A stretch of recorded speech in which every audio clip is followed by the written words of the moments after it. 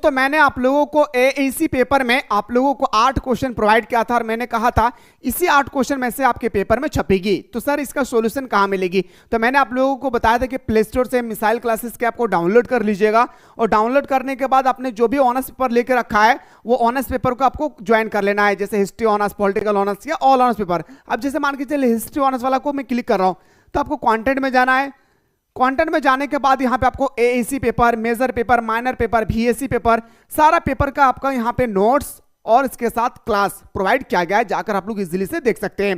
तो सर आज जो हम लोग डिस्कस करने वाले हैं ये आपके पेपर में 100% क्वेश्चन छपेगी और याद रखिएगा मैं इतना सुंदर तरीके से आप लोगों को समझाने वाला हूं कि सीधा माइंड में फिट हो जाएगी। बस आप लोगों को शुरू से लेकर अंत तक अच्छी तरह से देख लेना है। तो आइए सर क्वेश्चन क्या है मेरे भाई, संवाद लेखन क्या है? क्वेश्चन क्या है भाई कि संवाद लेखन क्या है, संवाद लेखन कितने प्रकार के होते हैं और संवाद लेखन की क्या क्या विशेषताएं, ये हमें डिस्कस करना है। तो सबसे पहली बात तो हम सभी को पता होना चाहिए कि संवाद किसे कहते हैं। जब दो या दो से अधिक व्यक्ति आपस में बैठकर बातचीत करते हैं तो उसे हम लोग संवाद कहते हैं। क्या? जब दो से अधिक व्यक्ति, याद रखना है, जैसे दो से अधिक व्यक्ति जब बैठकर बातचीत करते हैं तो उसे हम लोग संवाद कहते हैं। और एक बात याद रखना है कि जब दो से अधिक व्यक्ति बैठकर मौखिक रूप से, मैं बोल रहा हूं और कोई और लिख रहा है, मैं बोल रहा हूं मैं जा रहा हूं तो वो लिख रहा है मैं जा रहा हूं, तो ये हमारा क्या हो गया? संवाद लेखन हो गया। ठीक है, जब दो से अधिक व्यक्ति आपस में बैठकर बातचीत करते हैं तो उसे हम लोग संवाद कहते हैं। और जब दो से अधिक व्यक्ति, याद रखना, इसे लिखने की प्रक्रिया को क्या कहते हैं मेरे भाई? संवाद लेखन कहते हैं। संवाद लेखन के अंग होते हैं भाई, क्या होता है दोस्तों? संवाद लेखन के अंग होते हैं। क्या मेरे भाई?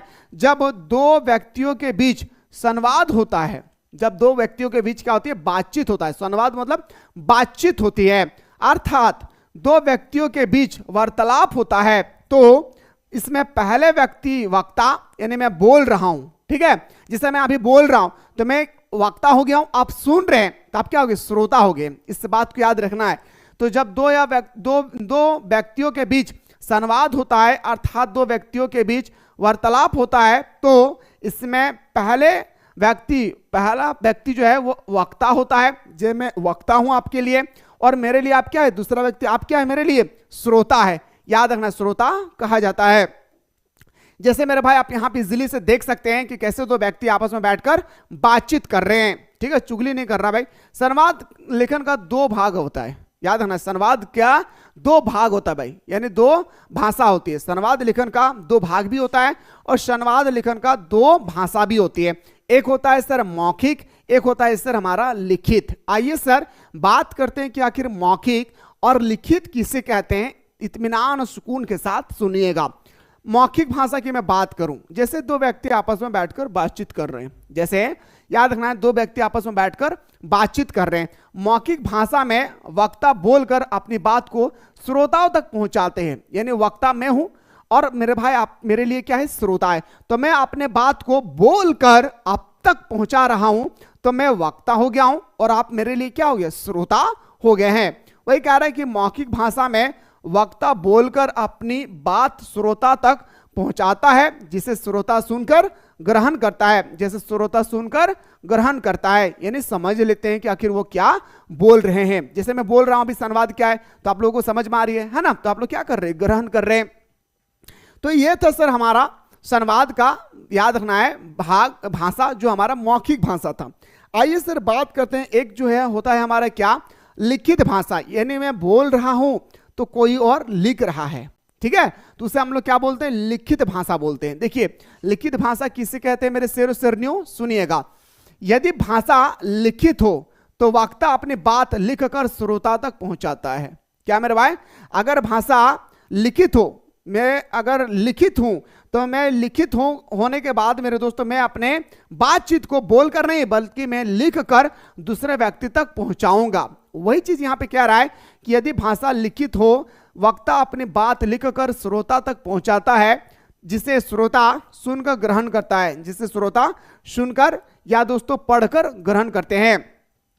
संवाद में वक्ता और श्रोता की भूमिकाएं बदलती रहती है। श्रोताएं जो होती है ना मेरे भाई, संवाद में वक्ता और श्रोता, ध्यान से सुनिएगा इस पॉइंट को, संवाद में वक्ता और श्रोता का जो भूमिकाएं होती है वो बदलते रहते हैं। जैसे मैं बैठा हूं, अब मेरी वाइफ बैठी हुई है, तो मैं बोल रहा हूं तो मैं वक्ता हो गया, मेरे वाइफ सुन रही है तो मैं श्रोता हो गया हूं। अब मेरा वाइफ कहेगी अरे हस्बैंड जी आप बहुत बकर बकर कर रहे, आप साइलेंट हो जाइए, मैं बोलूंगा आप सुनिएगा।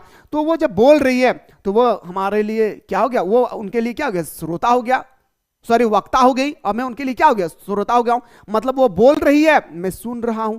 तो ये बदलती रहती है, ये जो भूमिका है ना वो बदलती रहती है, इस बात को भी याद रखिएगा।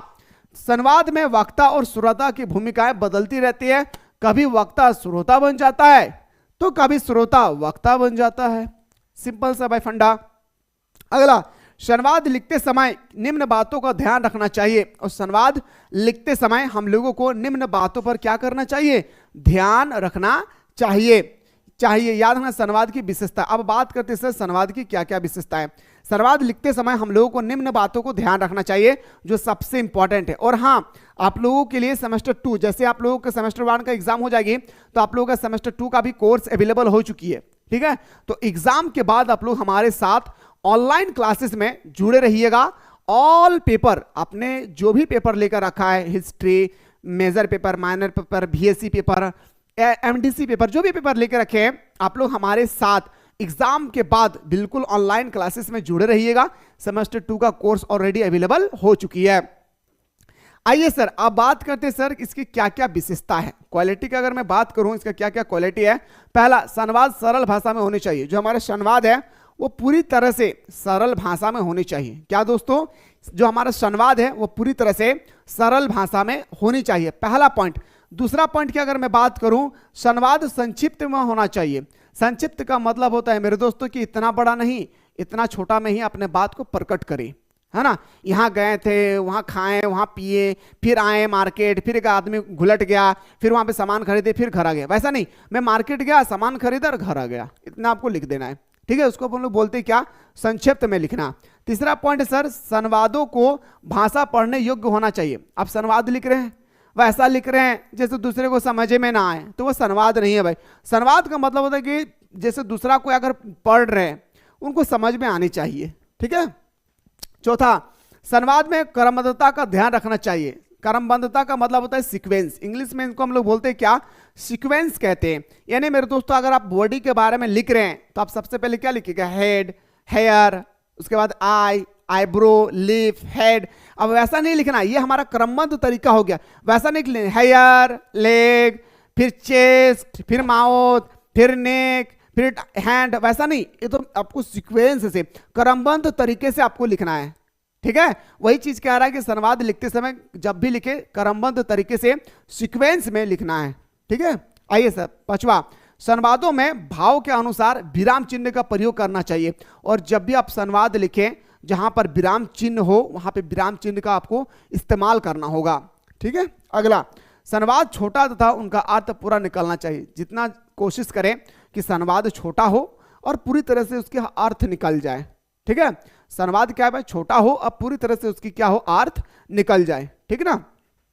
सातवां, कठिन शब्दों से बचना चाहिए। अब ज्यादा कठिन शब्द का प्रयोग नहीं करना है। जितना ज्यादा कोशिश करें कि सरल सरल शब्द का प्रयोग करें ताकि जो हमारा पढ़ने वाले होंगे उनको आसानी से समझ में आ जाए, ठीक है। आइए सर, अगला जो हमारा पॉइंट है वो क्या कहता है मेरे दोस्तों, सुनिएगा, ठीक है। संवाद काल्पनिक नहीं होने चाहिए। यानी मेरे दोस्तों, संवाद जो है काल्पनिक का मतलब है इमेजिंग, ऐसा होगा, ऐसा हो सकता है, वहां जाऊंगा, वैसा नहीं। मतलब फ्यूचर के बारे में आपको कुछ नहीं करना है, काल्पनिक नहीं होना चाहिए। जो भी होगा रियल पर आधारित होनी चाहिए, ठीक है ना। चलिए सर, ये था सर हमारा संवाद की विशेषताएं। हम लोगों ने संवाद की विशेषता और संवाद के भाग के बारे में डिस्कस किए। अब आइए सर, अब मैं आप लोगों को बताना चाहूंगा एक एग्जाम्पल के थ्रू से। और ये एग्जाम्पल आपको एग्जाम में हर हाल में लिखना है। एग्जाम में हर हाल में लिखना है दोस्त, याद रखना है। और हाँ, पूरा वीडियो देखने के बाद अगर अच्छा लगे, समझ में आ जाए तो कमेंट में जरूर बताइएगा कि सर आप जो बताएं वो समझ में आ गई, ताकि मेरे दोस्त मुझे भी तो पता चलेगा ना कि मैं आप लोगों के लिए जो मेहनत कर रहा हूं वो आप लोगों तक पहुंच पा रही या नहीं। अब आइए से एग्जाम्पल से समझाता हूं। दुकानदार एवं ग्राहक, यानी मैं मान के चलिए मेरे दोस्तों, आप मेरे लिए दुकानदार है और मैं आपके लिए ग्राहक हूं, ठीक है। आप अपने दुकान में सामान बेच रहे हो और मैं ग्राहक हूं, मान के चलिए, ठीक है। चलिए सर, मान लिए सर, बहुत अच्छी बात है। ग्राहक के बीच संवाद लेखन, जिसमें ग्राहक को अलग सामान मिल जाने के कारण उन्हें लौटाकर सही सामान लेना आया है। यानी मैं आपके सामने कभी सामान लेने के लिए आया था तो आपने मुझे गलत सामान दे दिए हैं, तो मैं आपके पास लौटाने के लिए आया हूं। आपके पास क्या आया हूं भाई? लौटाने के लिए आया हूं। ओके, इसी के बीच में संवाद लिखना है। तो सबसे पहले ग्राहक, यानी मेरे दोस्तों मैं कहूंगा, क्या कहूंगा? ग्राहक, सुप्रभात शर्मा जी। आपका नाम क्या है? शर्मा जी। सुप्रभात शर्मा जी। दुकानदार कहेंगे हाँ हाँ मेहता जी, सुप्रभात। मेरा नाम क्या है? मेहता जी। सुप्रभात मेहता जी। ग्राहक जी, आज मैं सिर्फ लेने नहीं बल्कि कुछ लौटाने भी आया हूं। कहूंगा कि याद रखना है मेरे भाई, कहेंगे क्या कि मैं आज आपके सामने सामान लेने नहीं बल्कि सामान के साथ साथ कुछ लौटाने भी आया हूं।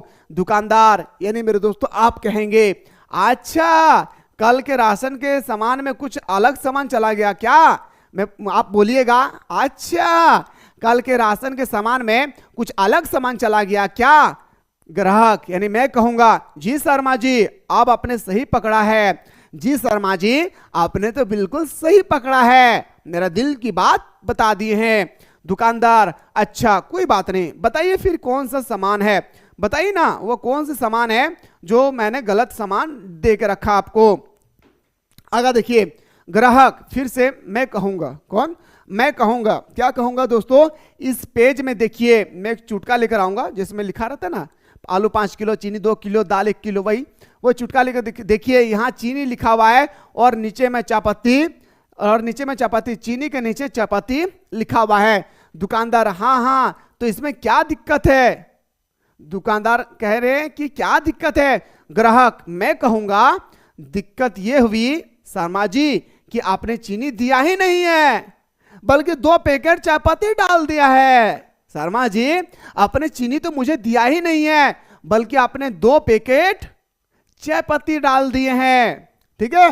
दुकानदार, ओहो, माफी चाहता हूं मेहमान जी, मेहता जी, माफी चाहता हूं मेहता जी, मैंने ध्यान नहीं दिया। आप कह रहे हैं मैं ध्यान नहीं दिया क्योंकि कल दुकान में काफी भीड़ थी इसलिए नहीं ध्यान दे पाए। ग्राहक, चलिए कोई बात नहीं, मैं कहूंगा चलिए कोई बात नहीं है, टेंशन नहीं लेना है, गलती तो इंसान से ही होता है ना, गलती तो इंसान से ही होता है। ठीक है, लाइए चायपत्ती का पैकेट और चीनी लीजिए। लाइए चायपत्ती का पैकेट, मैं आपको चायपत्ती का पैकेट दूंगा, लाइए चायपत्ती का पैकेट, मैं चीनी देता हूं। ग्राहक, धन्यवाद शर्मा जी, अब मैं चलता हूं, फिर मिलेंगे। दुकानदार, अरे मेहता जी, इसमें धन्यवाद की क्या बात है, आप आराम से जाइए, फिर मिलेंगे। बताइए मेरे दोस्त, संवाद कैसा रहा? ईमानदारी से बताइएगा, झूठ मत बोलियो। संवाद जो मैं अभी आपको बताया हूं वो कैसा रहा आपको? क्या आपके एग्जाम में इस तरह से आएगी? तो मैं जो आपको लैंग्वेज में समझाया हूं, क्या मेरे दोस्त आप लोग लिख पाएंगे? क्या आप लोगों को समझ में आया है? एक बार कमेंट सेक्शन में आप लोग जरूर अपना अपना राय को मेंशन करें ताकि मुझे भी पता चलेगा कि मैं आप लोगों के लिए जो मेहनत कर रहा हूं वो सही दिशा में हो पा रही या नहीं। मुलाकात करता हूं नेक्स्ट वीडियो में।